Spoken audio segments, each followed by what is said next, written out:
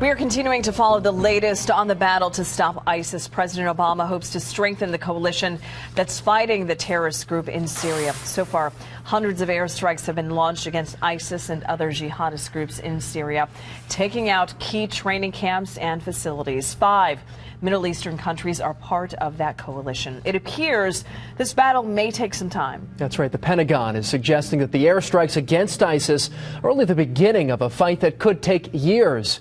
Colonel Rick Kiernan is NBC 10's military analyst. He joins us now from our Digital Operations Center. Colonel Kiernan served in the U.S. Army for 26 years in Germany, Vietnam, and Saudi Arabia. He was awarded 2 Bronze Stars, and he was Pentagon spokesman for the Army during the first Gulf War. Colonel Kiernan, always good talking with you. Now, the first airstrikes, they hit fixed targets in northern Syria last night. Based on the president's plan, moving forward at least for this mission, what's the time frame for these targeted strikes? Well, I think this is initial good strike. First of all, it shows some unanimity, as far as the United States having its allies in this coalition. But I think when you hit those strikes, you go for the command and control centers. You also go for their supply centers.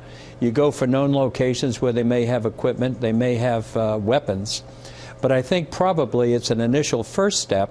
They'll do an assessment on what damage was done, and then after that assessment, they'll increase the number of strikes or not. They've added, for example, 12 A-10 aircraft today from the Indiana National Guard, along with 300 Air Force personnel. So I would say phase 1 is going to be the airstrikes before we go on to the next phase as we try and deter, defend, and then defeat. Colonel Kiernan, we know President Obama will address the UN General Assembly tomorrow. We saw him getting on a plane to go to New York. He is under intense pressure to build a broader international backing for a war against militants. What do you expect to come of that meeting tomorrow?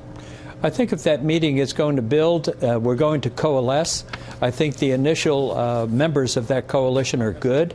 The Saudis have come on board, offering to have a stationing area where train and equip may take place.